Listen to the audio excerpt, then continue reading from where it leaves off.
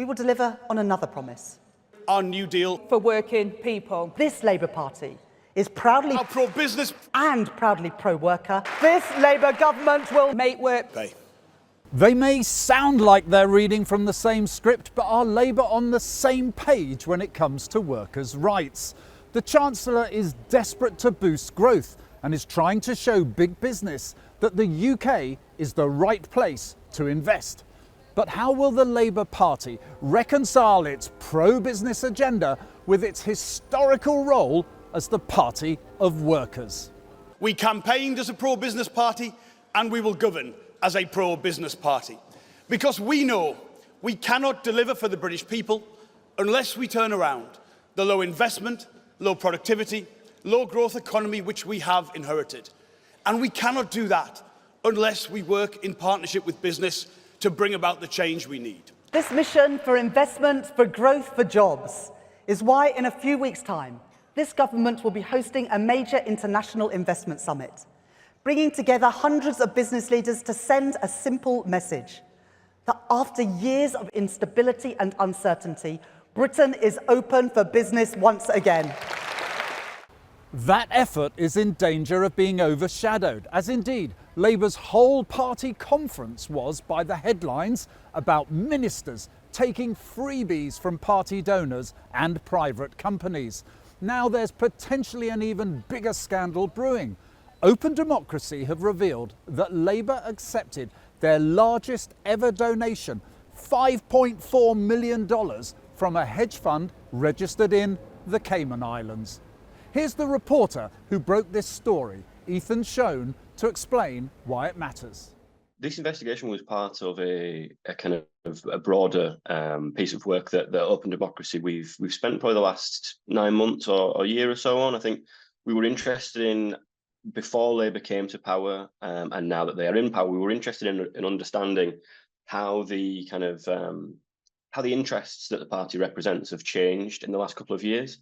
And we can kind of see that in a very practical way by who is giving money to them, you know, who they're meeting with, who they're kind of employing into kind of special advisory roles in government and things like this. So I had a kind of theory, I suppose, that the interests of the party had changed or were changing and kind of now have changed quite significantly under Keir Starmer's leadership.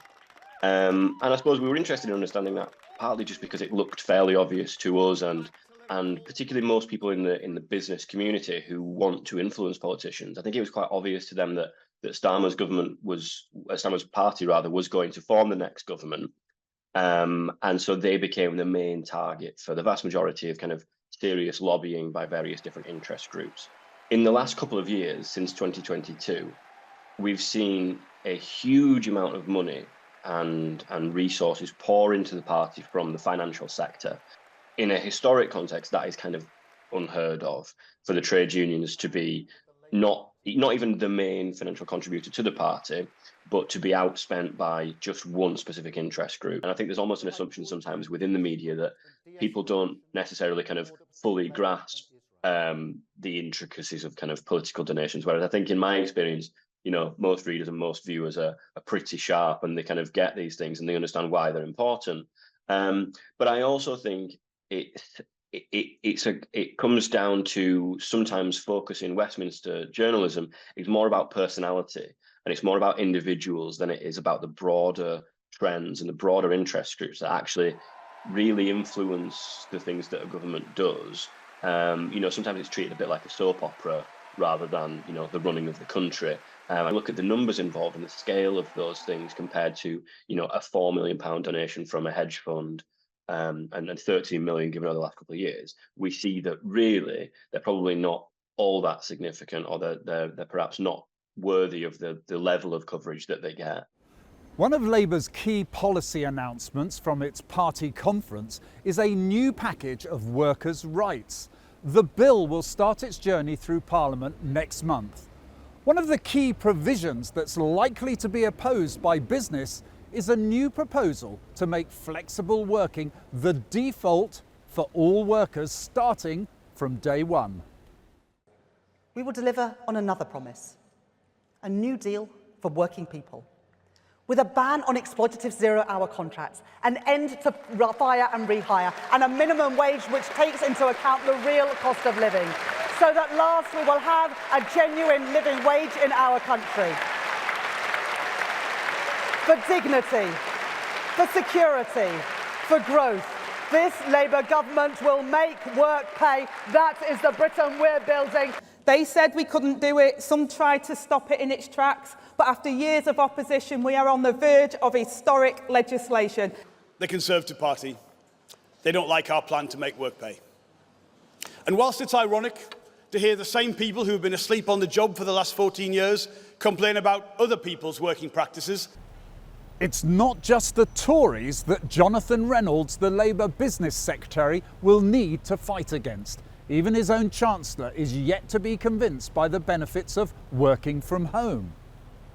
Despite flexible working being the cornerstone of Labour's new deal for workers, Rachel Reeves told LBC earlier in the week that she thinks it makes people less efficient and reduce the chances of boosting economic productivity. She also said her team benefited from working together in the office following their election victory. It may not be particularly popular with the Chancellor, but what about the public? We sent our producers out of the office to find out. I think you've got to be flexible today. And if the job can be done at home, it's people's choice. It's key to have everyone on one place, sit down to discuss key things, and you cannot you cannot coach to the new members of the team. So it's very key to, everyone to be in the place. I think that would be pretty far-fetched to just assume people are going to take advantage of it in a way that would be further unproductive. It really depends on the business and what you're doing. It's completely up to that, really. So if you're a nurse, you obviously can't work from home. I am a nurse, but I also do a lot of education and training. I run a practice that has 48 people in it, and on occasions they do work from home because it's more sensible. But also I think working from home somehow can sort of neutralise people. It can also make them live in a mentality of, sort of, I don't need to get dressed today, and I'm not socialising. I think that's not good for mental health. I don't think employers know how much bang for their buck they're getting by giving their employees flexibility. If you make it easier for people to look after their children and accommodate childcare or whatever care that they need to do in their own time and lives, they quite often log in just before they go to bed, they log in the morning. It's not that they work any less.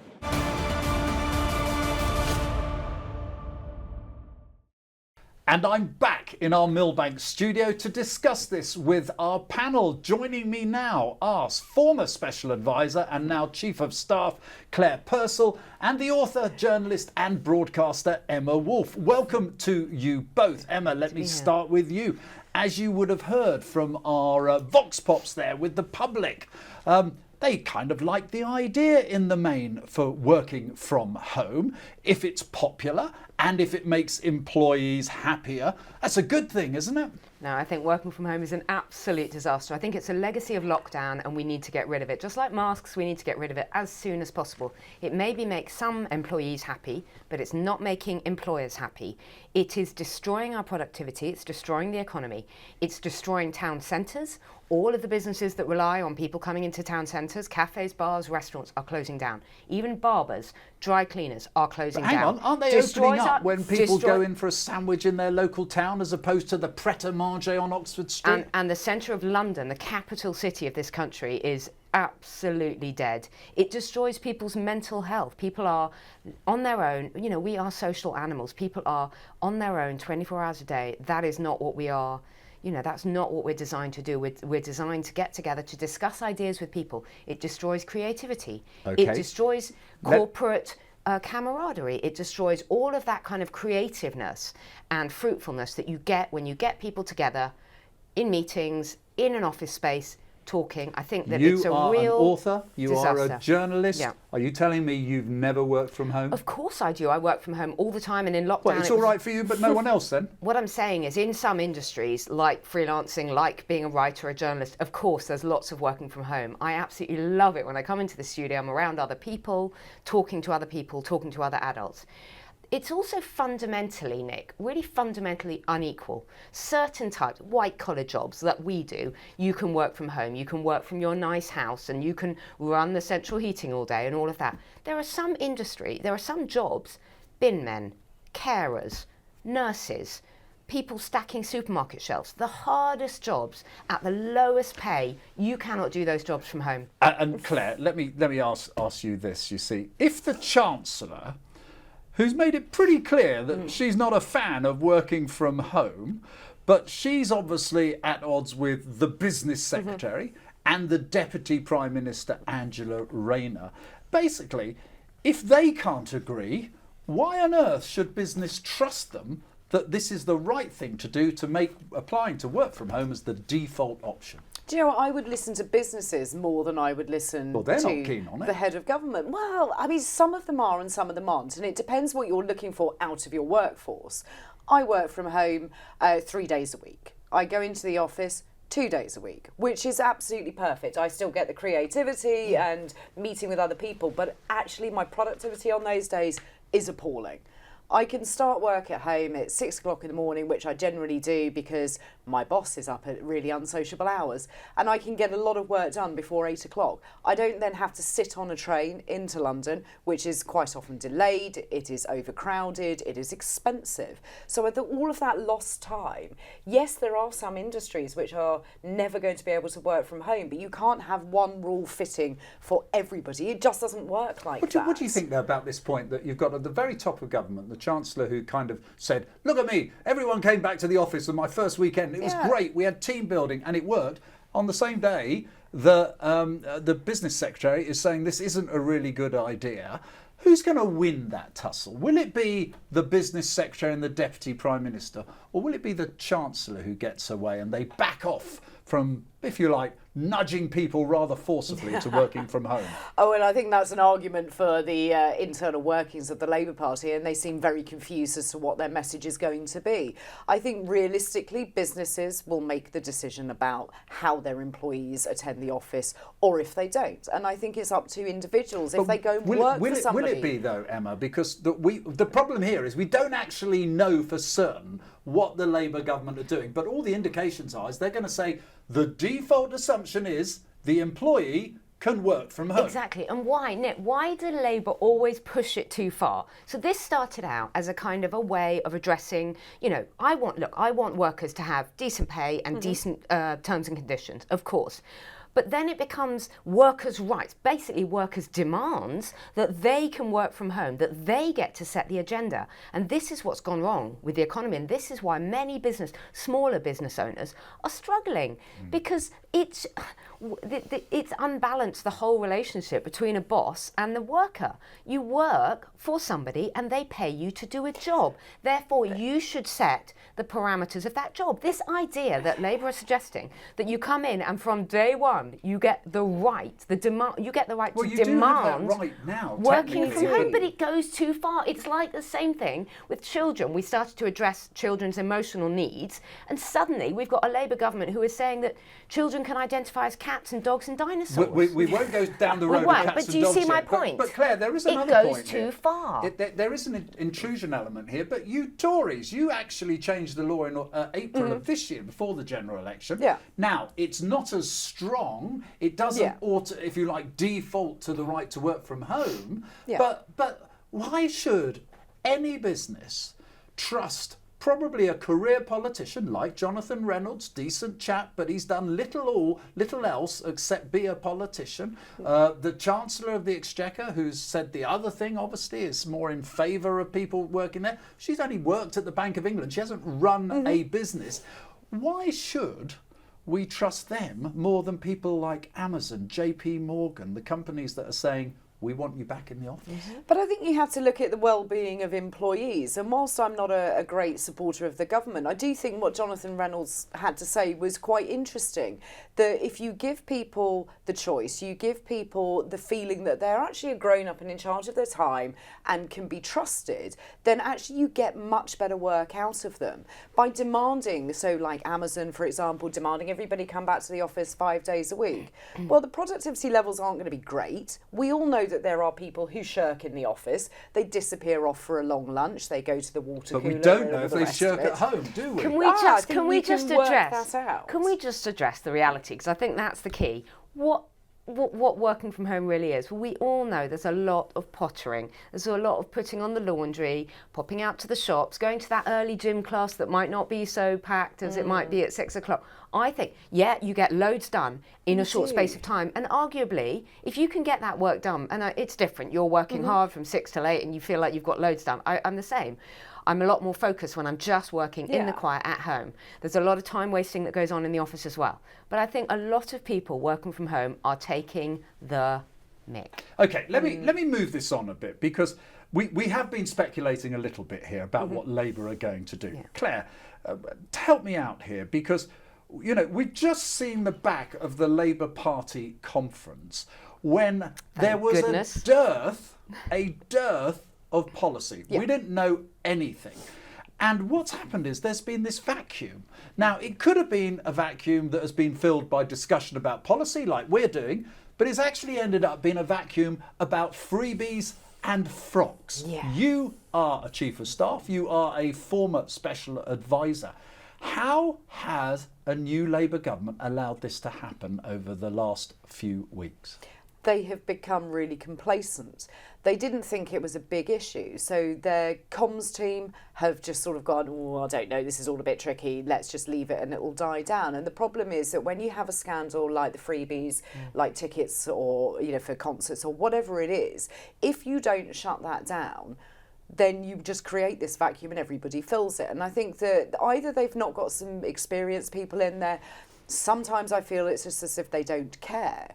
And that, I think, is your problem. You think there's an arrogance already in Number 10 that it took quite a few years for the Tories to master? Yeah, absolutely. And what they've done is they've come in with this enormous majority. Nothing can shift them at the moment. They can get all of the votes through the House of Commons that they wish to do so purely on numbers. And so they've relaxed and just gone, well, it doesn't matter. What are they going to do to us? We have another 4 years to go. Yeah, I don't think it's a vacuum. I think this scandal these rolling scandals, started off actually by the winter fuel and the outrage in the country, the genuine anger and shock. Even amongst lefties, genuine shock that the Labour government were going to do this as one of their first policies was take this £300 away. When you have such a small amount, £300, suddenly set side by side with thousands in free glasses for the Prime Minister, personal shopper, wardrobe, blah, blah, blah, for his wife, all of that.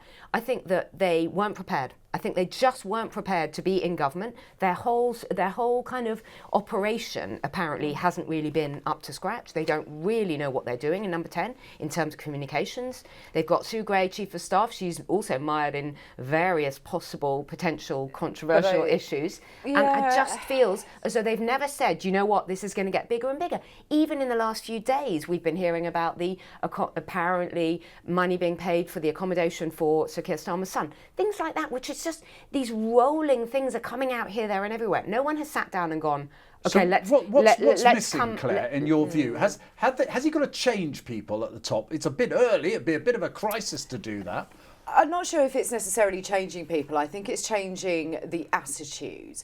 And what's more concerning, I think, than anything else is the leaking that is coming out of Number 10, because things like his Chief of Staff, Sue Gray's salary, that can only have come from a leak from within inside Number 10. This is a Cabinet Office decision. So you really have to break your team down and say, OK, well, who is it that's unhappy? Because there are some people that are clearly unhappy with what's going on. Maybe he should have a few more people working from home. But let me move that. What was missing from the conference? And the reason I asked you about this vacuum, it was deeply frustrating for many people, particularly many of our businesses, who know there is a huge productivity challenge in this country, that we have no sight of an industrial strategy. We're told there's one coming. We have no idea of what the flexibility employment rules will be like. So there is this missing gap.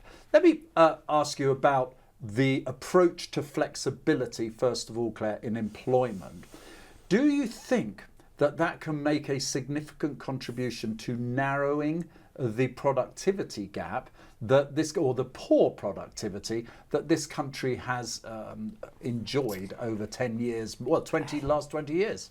I think it has an impact. I'm not sure it's necessarily the silver bullet the government think. Employers, yeah, I mean, but that might be plays more part of productive. it. It's not going to be the whole story. You need to also look at what businesses want with the tax relief, with capital gains, with corporation tax. There is a whole bunch of things that businesses need to be able to rely upon. Yes, staffing is one of them, but also is it going to be easy to set up an office? Are there going to be grants available for research and things like that? And it's all of those parts that we don't know about. So we've been sidetracked by talking about that, but we have to wait for the budget, unfortunately, to see what is going to come for businesses. This is interesting, Emma, because if we were comparing the UK with France, they've actually got more employment legislation and that are in workers' favours than we have. But their productivity is above the UK's.